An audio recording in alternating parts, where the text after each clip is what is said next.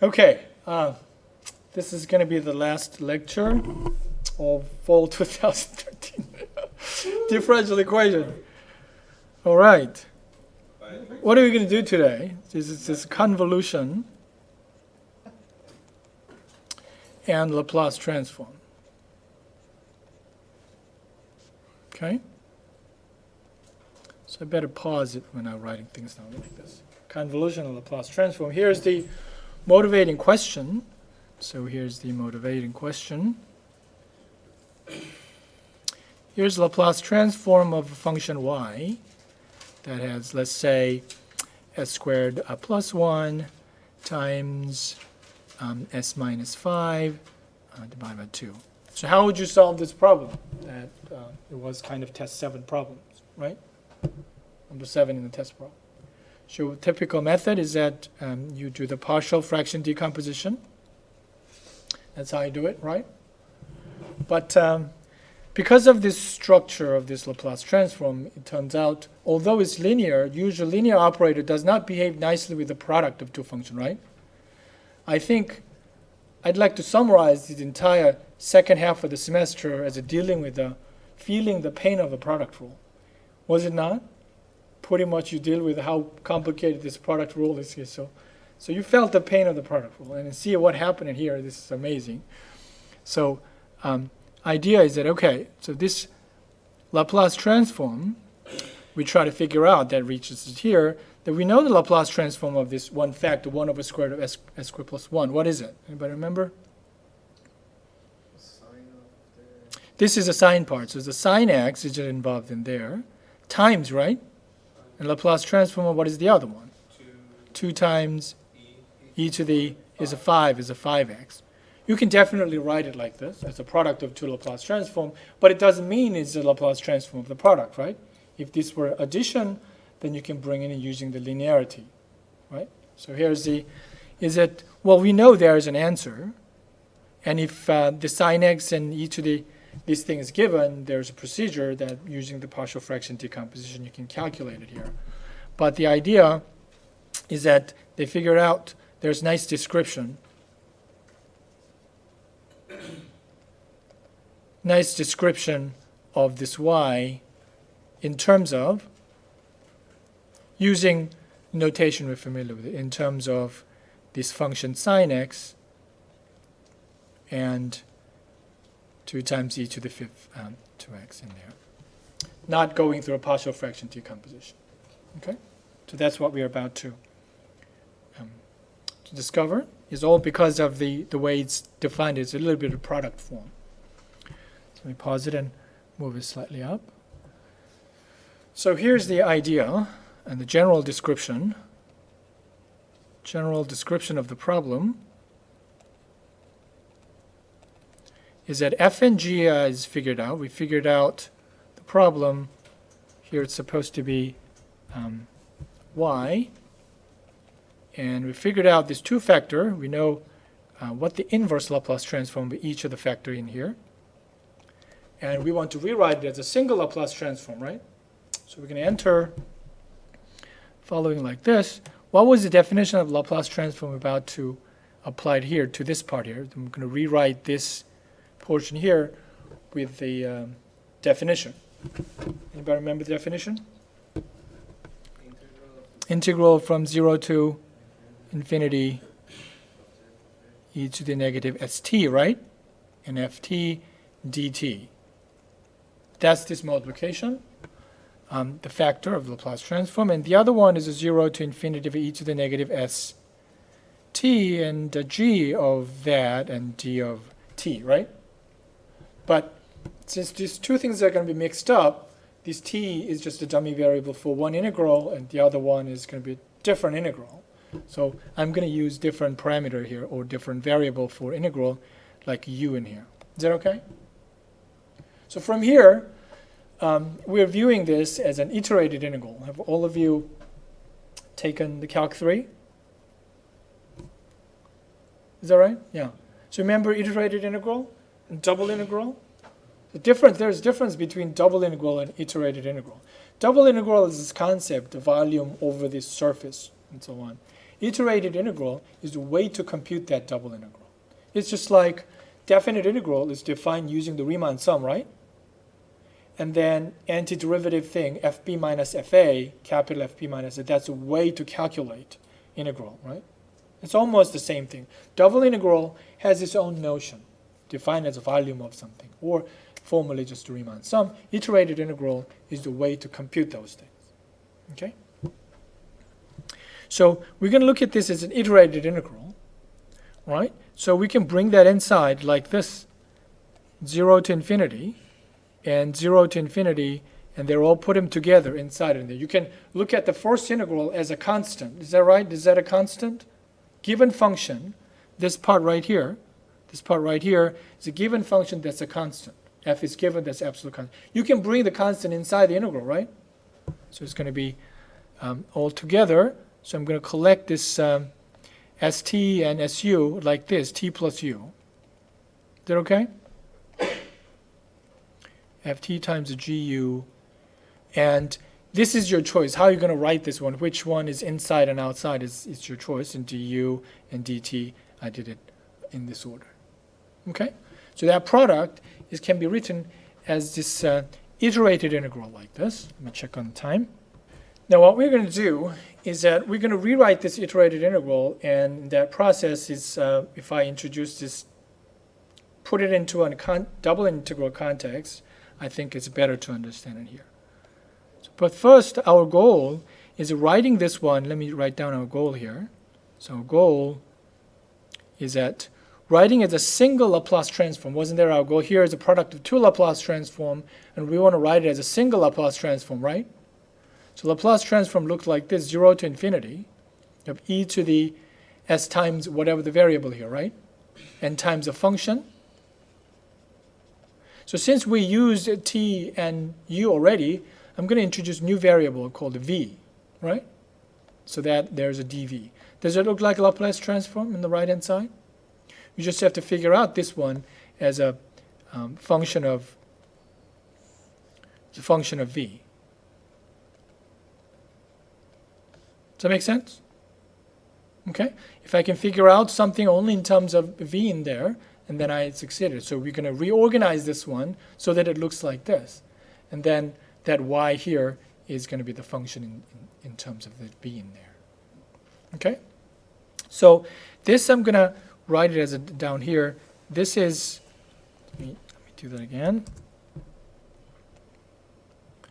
This is a t-axis, and this is u-axis there. And u inside variable here, this part's a u. U is varying from 0 to infinity, right? And outside it here, that's a t variable, if you think about iterated integral. T is varying from 0 to infinity, correct? So if you choose arbitrary value of t and u, if you think of this as a Riemann sum, we are looking at this region, first quadrant, correct?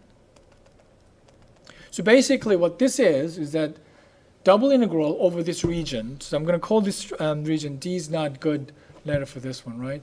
So what could be the letter for region? R. R, we never used R there. So R. So this is a double integral. This is not iterated integral. This is the volume over this infinite region. Envelope, the upper part, is this function of two variables. So you can use Mathematica to sketch this two variable function right there, right?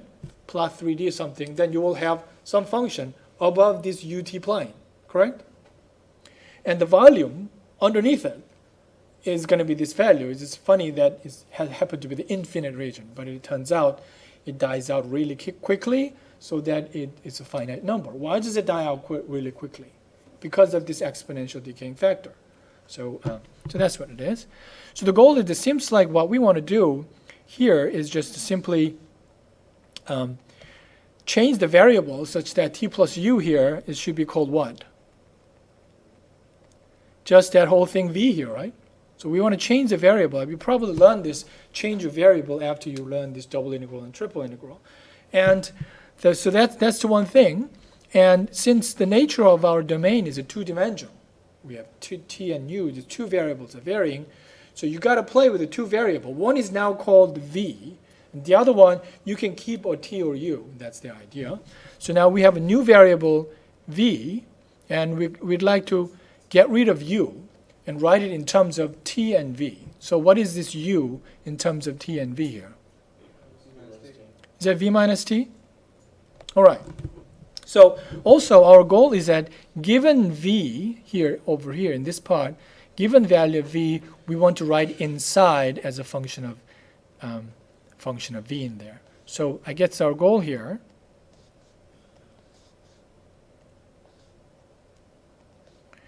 is to write fixed v value from 0 to infinity and dv in there. Think about, so once you fix this value of v here, and that is just v in there, so it's, let me think about it this way. So given v value, u is like this, and what is the, t is supposed to be any variable from 0 to infinity, but given v, if t is too big, what happens to u value in here? V minus, let's say v is 2, and t here is 5, and v minus 2 minus 5 is negative 3, right? Can u be negative 3? It's not, u is varying from 0 to infinity, so it can't be. So t is kind of limited. So the condition that u is greater than or equal to 0, if you replace this one with v minus t, and given t, t is kind of fixed in here. So what condition does that give us to the t value? Is that t should be less than, if you move it over there, is a v. T cannot exceed v, and t was originally a positive number, so you have to be limited like this. This is one implication. This doesn't prove that t can be anything in between 0 and v, but you have to think about it. If it's, t can be anything between 0 and v, and everything makes sense, it turns out it is. So v is going to vary outside here. V's can be any value between 0 and infinity, anything. Then what happens to t is t cannot be anything. T should be remaining between 0 and v. Okay? So inside it here, t should vary from 0 to v, and that's how it's limited in there. Does that make sense? Then inside here is a change to s times. This time the whole thing is now in v. And f of t, we're keeping that t in there, but u is now replaced with this v and t, so it's a v minus t there. So inside there should be du, so I'm going to write it with the du in there and dv there. So it's rewritten in terms of t and v. And the goal is that we want to write it, this entire thing with this single e to the s, s times v1 variables that we did. And this one doesn't have t in it, or this is supposed to be, I think, a t, right? Not u. So this doesn't have t in it, so it's relatively constant inside the integral. So let me move it over there a little bit. So v is going from 0 to infinity, and that there's no v in there, so you can pull it out as a constant out of the inner integral. That t varies from 0 to v, depending on that, and inside is ft, g of v minus t dt, separated like this, and dv out there. So we're going to look at that part over there and here, and our goal is that, does it look like a function of v, right? If this is e to the negative sv, if this is a function of v, we wrote this one as a Laplace transform of some function. That's what we have accomplished. So see where the v is. V is here, right? That's where v is, and there's another v. Have you seen an example of a function that's defined in this way? The main variable is up there in the integral. You've seen that in Calc 1, right? What is it? The area function, the fundamental theorem of calculus. Right? Only thing different is that v also appeared inside the integrand. That's what's different from a fundamental theorem of calculus. So you cannot apply fundamental theorem of calculus to differentiate this function. So it's not the typical area function. The main variable appeared upper limit of the integral and also inside the integrand. So that's not the typical example considered in the calculus 1. But everything else, f is known, right? G is the function that we started with, and dt is the variable. So each of the given value of v this is going to be an absolute number. If I give you v equals 0, what is this function? What is this orange part, value of the orange part if v is 0?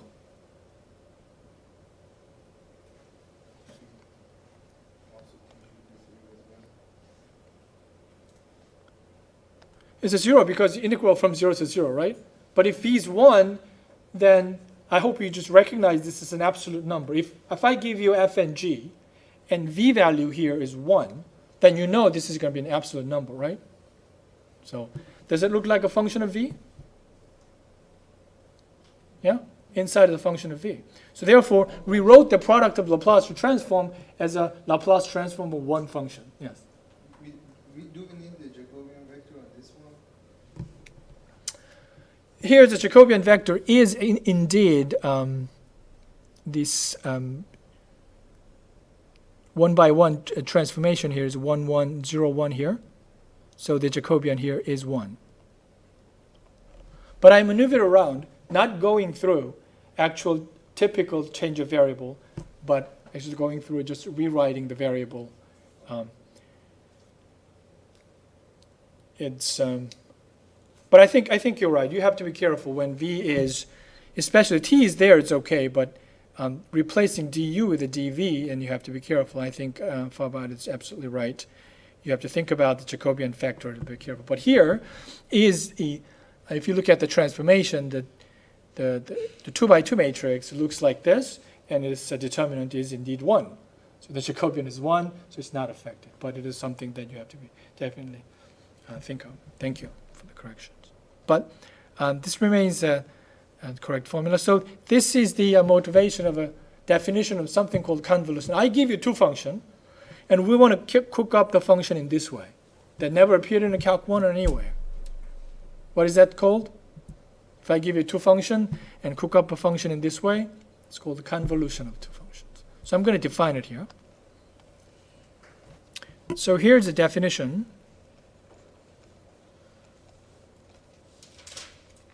If I have two functions, f and gr, nice function, what does that mean? Such that we can consider all the Laplace transform, everything makes sense, it converges and everything. I don't want to put down too many conditions, so that we can consider all the Laplace transforms. Then we're going to use the symbol star. It's in the computer programming. This is just a multiplication, right? But here is something else. It's called a convolution.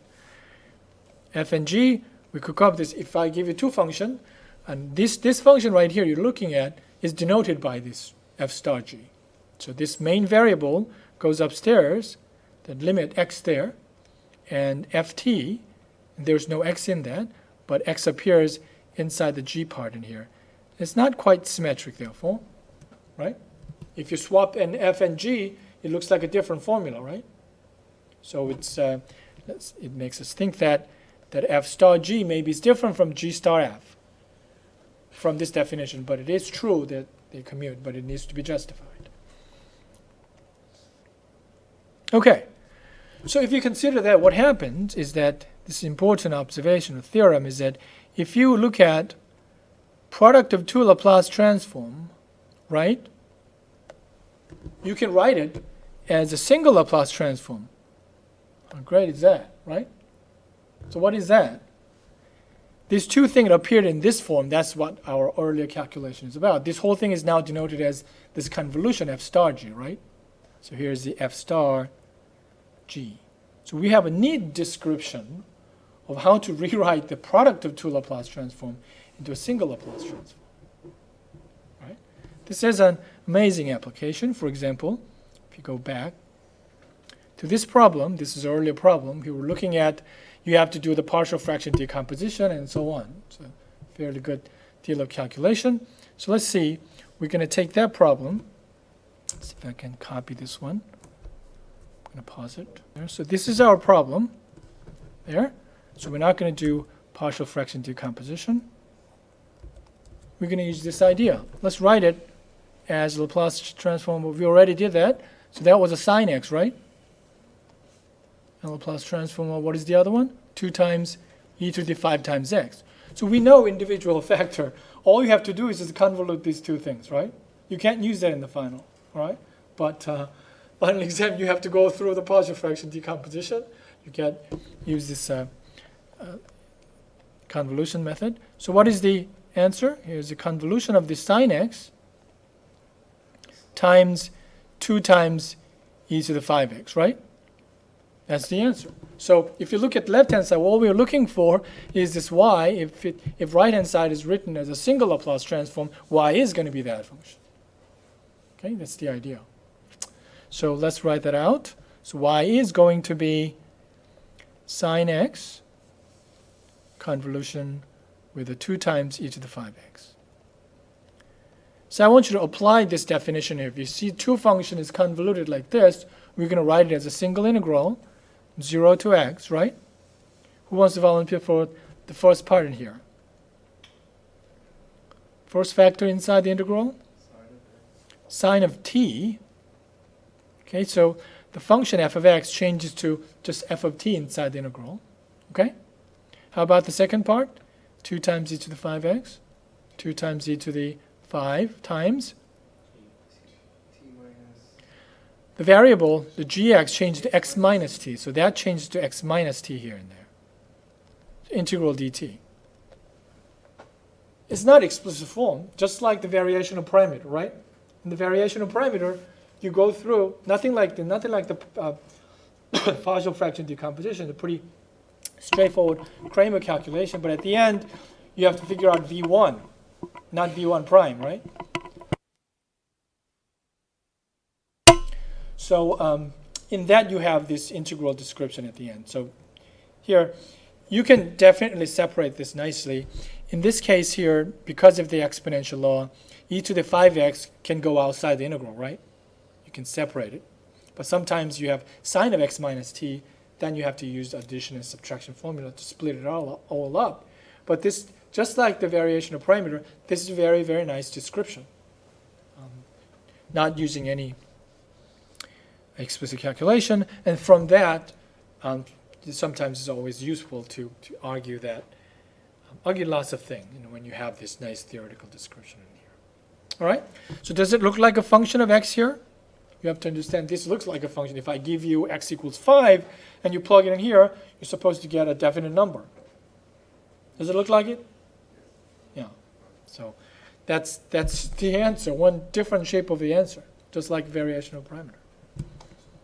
So this is a pretty quick method, don't you think? Yeah.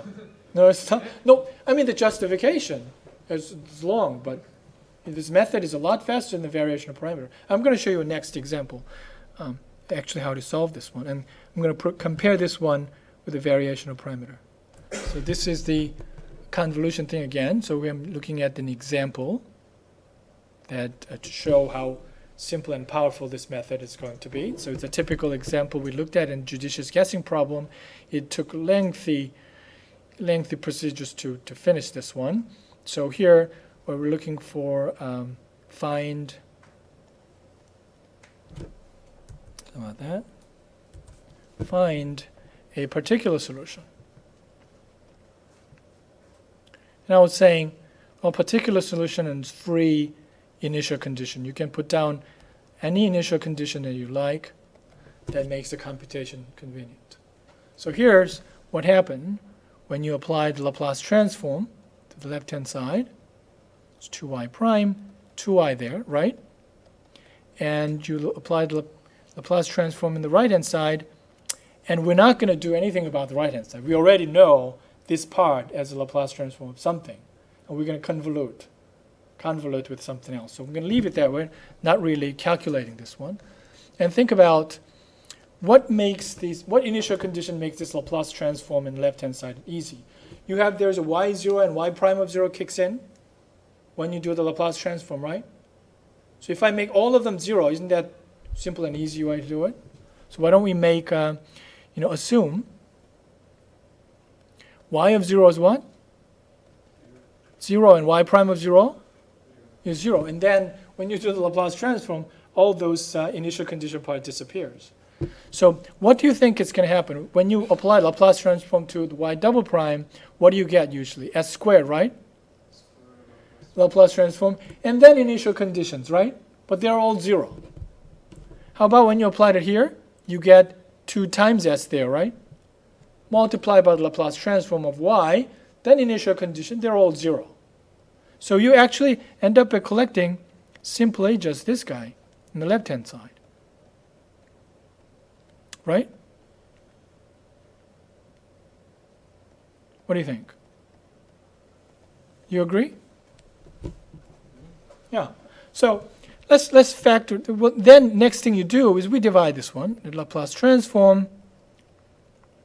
Divide it as 1 over. I'm separating like this so that this is a product of 2 Laplace transform. So how do you factor that one? Not factoring. You know this is complex roots, right? So you complete the square as plus 1 squared plus 1 times Laplace transform of this function that's already in a good shape like that. So who wants to go for the Laplace transform, inverse Laplace transform of that part right there? It's going to be Laplace transform of, first you look at it as a s squared plus 1, right? Ignore s plus 1, s squared plus 1. What is the Laplace transform of s squared plus 1? I think it's a sine, right? With sine x. Is that right? X plus 1. Right. Not x plus 1. If this s is not s plus 1, you have to play with that exponential function multiply. Remember that? Yeah, you have to multiply e to the negative x. Right? If this is multiplied, the parameter changes to s plus 1. Okay, that's why it goes like this. So we wrote this first one simply this Laplace transform of something. Now, this is a product of 2 Laplace transform. It's a convolution method right here. Apply to here like this. This is going to be the Laplace transform of the convolution of these two things. So that goes to 0 to x. The first part is replaced with t. So it's e to the negative t. Sine t there times, let's do this one together. What happened to the second factor? X minus t squared times sine of x minus t. Is that right? And then dt. All right, we did that convolution, so let me hide it. We are about here. Okay, so what is y then? Y is just thing. This is Laplace transform, and if you apply the inverse transformation, that y is this e to negative t sine t and x minus t squared, and sine t, which is barely just writing down exactly the same thing, dt is in this form. You can use binomial expansion and a subtraction formula of a sine to expand all that, and then go through actual integral to match the shape of the answer you get from guessing problem. But this is a pretty neat description of looking for a particular solution. I think it's even better than the variational parameter, which was, I think, published by Lagrange, and Laplace wins it here. This is a lot better. Yeah. Yes. And that's what y equals. Yes. You look at the right-hand side and make sure it's a product of 2 Laplace transforms. And then it can be rewritten as a one Laplace transform. That's the convolution idea. Okay. Once you do that, and this y should be equal to whatever is inside the Laplace transform on the right-hand side. If it is the 3 functions multiplied together, then you can do it one at a time. You group it as 1 times 2, and then you can do it one at a time. It's still applicable. So let me make a comparison with the Laplace, the variation of a parameter. That'll be the last thing to do. So let's think about the variation of a parameter. For example, if you have 3 cases, here is a variation of a parameter.